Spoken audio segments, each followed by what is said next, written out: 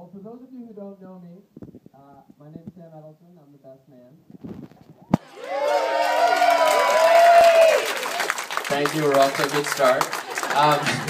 Before I get started, I just want to take a quick moment to thank everyone that made this possible. First, I'd like to thank Kay Winston. Kay, where are you? Kay hosted a beautiful hosted dinner last night where we all enjoyed the magic of Lake Champlain. And I'd also like to thank Lauren's mom and dad, Grace and Glenn. Where are you? Thank you very much for hosting this beautiful event. You can't ask for a better setting than this. It's absolutely gorgeous. So, I know what you're all probably thinking right now. It's, how did this short, balding Jewish kid end up friends with that tall, handsome, blonde Protestant with a full head of hair? Well, let me set the stage for you. It started at a school called Actionville. Actionville was a school that was a special experimental program. And at this school in 5th and 6th grade, you would have recess for 3 hours a day, and you would take one field trip each week. I honestly couldn't make this up. I'm still shocked that the New York Board of Education approved it, but they did. And in 5th grade, I remember the first time I met Grant. He was sitting in the back of the classroom. He was drawing a picture of a race car. And immediately, we became best friends. The reason we became best friends is neither of us were good at cool traditional sports like soccer or baseball or basketball or hockey. Rather, the two of us shared a common interest for cheesy action movies, Diet Peach Snapple, extreme rollerblading, which if you haven't seen, I'll show you sometime, it's really exciting. And we both like Crazy Girl. So, at that point, we became brothers from another mother, and since then, we've been off to the races. It's been really exciting, and what I want to do tonight is tell you 3 things about Grant. First, I'm going to start with his shenanigans. Then, I'm going to tell you about Grant's need for speed. And then finally, I'm going to tell you about a friendship that has endured the test of time. So first, let me start off with his shenanigans. Grant and I, when we were growing up, used to ride our bicycles to Blockbuster every Friday night, where we'd rent 4 movies. 2 by Steven Seagal, 2 by Jean-Claude Van Damme. We would drink enough Diet Peach Snapple that we were literally wired to 4 o'clock in the morning. We'd then sleep into noon, and then ride our bikes back down to Blockbuster, where we'd rent another movie and do that on Saturday night. The 2 of us honestly thought we were too cool for school. At least that was until we went to junior high school, when we realized that we were actually just those dorky kids from Actionville. However, along the way, we started to befriend some other people, most of which are sitting at table, I think it's 5 and 4 there, but Quentin, Tom, Danny, Hans, Taylor, Jack, Ryan, Rory, a bunch of you guys over there. And that was really the beginning of the end for us. We all enrolled in this circuit, which was called Midnight Golfing. I don't know if you guys ever heard of this, but what it basically involves is a giant silver barrel, really, a pump, heavy degrees of hydration, and then avoiding pursuit from the local police. We'll explain more later. After we graduated high school, Grant went on to UVM, or as they call it here, Groovy UV. Where Grant enrolled in a lot of interesting classes, like horticulture and glass blowing. Still, he didn't do so well in those classes. They all went up in smoke, but I took the liberty to visit Grant at least once or twice a year while he was in college. And when I came there, I met some of Grant's really close friends, Ed Lewis, Taylor Weilage, who took me under their wings and taught me how to share in their common passion, which was skiing, which has actually to this day been something that's kept us united every year throughout time until we're here today. Now let me talk about Grant's need for speed. He had the need for speed. We thought we were Maverick and Goose from Top Gun. I clearly thought I was Maverick, kind of like Tom Cruise. It wasn't until later that I was actually informed that we were more kind of like Don Quixote and Pancho Villa, where I was Pancho Villa riding the donkey, and Grant was the hero saving the day. That was the first of many adventures. One of my favorite adventures that we actually had was when Grant borrowed Kay's car for the first time when he was like 11 years old. When he took that car out, it was really when he first learned how to race. I mean, when he learned how to drive at age 11. It was the first first time of many that we borrowed Kay's car. Sorry, Kay. Apologies about that.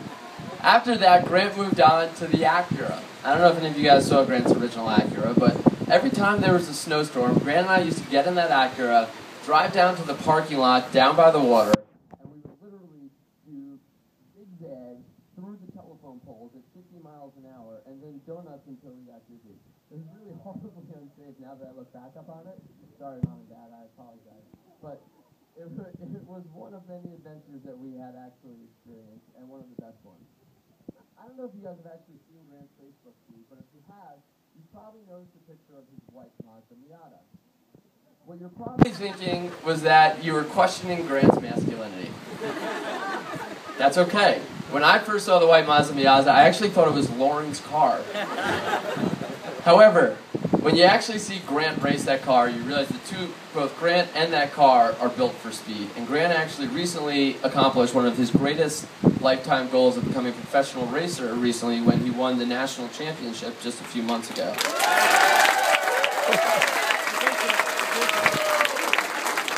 National champ. Champ! All right. Now let me tell you about the friendship that has endured the test of time. So, when Grant and I were younger, we literally hung out every day. I had 2 beds in my room. One was for Grant, one was for me. And eventually Quentin, where's Quentin? Quentin earned a spot on the couch, which he had held solid for like the next 4 years throughout high school. We spent our days tormenting my little sister Ariel, shooting guns with my brother Ben, and then when we went to Grant's house, Jenny took us under her wing and taught us how to talk to girls. Thank you, Jenny. I really appreciate it. The lessons clearly work better with Grant than they did with me, but someday I think I'm going to get there. So, it was at that point that Grant and I, we really welcomed Grant to my family, and he welcomed me to his.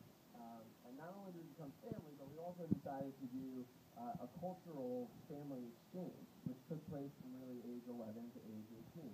And it went as follows. So on Friday night, Grant would come to our house, where he participated in Shabbat, which is a Jewish holiday that happens every Friday night. And Grant would participate with us, eat challah, drink wine. And if you could give Grant a bottle of Manischewitz wine today and have him drink the whole thing, he could still rehearse the entire prayers for you in Hebrew to this day. It's impressive. In turn, Grant and the Winstons would then take me to Jupiter Island with Aunt Peggy. Where's Aunt Peggy? Hi, Aunt Peggy.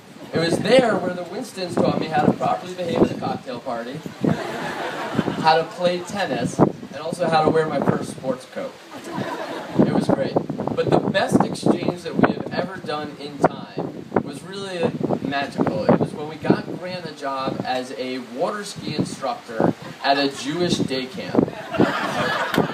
Now, to actually fully appreciate this, you have to recognize 2 things. First, Grant did not know how to water ski or drive a boat at that point. Second, the camp was an Orthodox Jewish camp. Now, for those of you who don't know what that means, those are the people that wear the hats, they have the curls, they say prayers 3 days a week, they only eat kosher food, and there was Grant on his boat with his golden locks blowing in the wind on the Long Island Sound. So, it's really been special. Grant and I have known each other. Wait 1 second here, I got some facts. Grant and I have now known each other for 2 decades. That's 2/3 of our life. It's 20 years. Over that time period, we've been through 8 different states, 4 universities, 7 different jobs, 160 rounds of midnight golf, 70 days of snow skiing, 100 days of water skiing, 2,000 Diet Peach Schnapples, 6 cars, 10 serious injuries, 1,000 cheesy pickup lines, of which 960 of them did not work.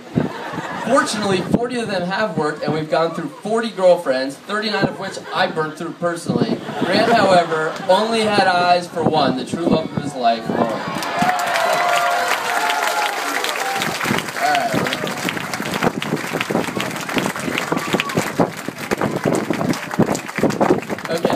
So, I've told you about Grant's shenanigans, I've told you about his need for speed, I've told you about our friendship that's endured the test of time. Now let's get to the important part. Lauren. So, Lauren and Grant met 10 years ago. And I actually was with Grant when they met early on. In fact, I actually didn't meet Lauren, I saw her. The reason I didn't actually meet her is because I was tasked with occupying her then current boyfriend so Grant could work his magic and start to make things happen. Sadly, very much like Tom Cruise and Goose in Top Gun, our first attempt failed just like theirs did with the first attempt as a flight instructor, but time moved on.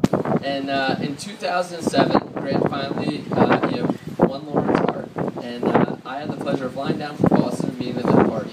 And this time not only did I get to see her, but I actually got to meet her and chat with her. And I can't tell you, but I was blown away. Not only was Lauren stunningly beautiful, but she was also intelligent, she was kind-hearted, she was funny, and everyone loved to be around her.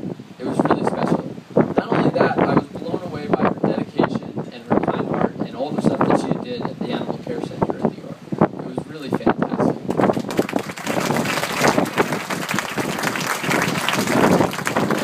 However, it wasn't until I actually visited Grant and Lauren's first apartment in New York City that I knew it was meant to be. And the reason I knew it was meant to be was that when I walked in, there was a life-size car simulator racing machine that was literally 4 feet by 6 feet and occupied like 50% of their living room. It was at that very moment I knew that not only did Lauren have the patience to deal with Grant's car obsession, but she could also keep him in check, which everyone here knows he really needed.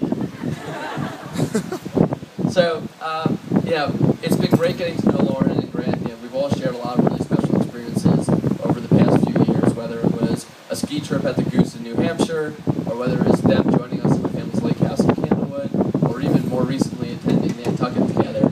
We always had a blast, and I'm so happy that they're here today. So, what I'd like to wrap up with is that, Grant, you are honestly the most lucky man in the world to have found Lauren. I can't tell you. It makes me so happy to see the two of you guys together today. And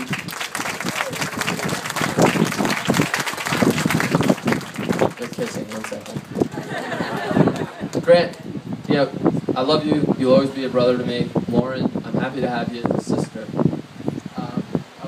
I honestly feel honored to stand here today and to raise my glass and to give a toast to Lauren and Grant to a life filled with health, happiness, and lots of love.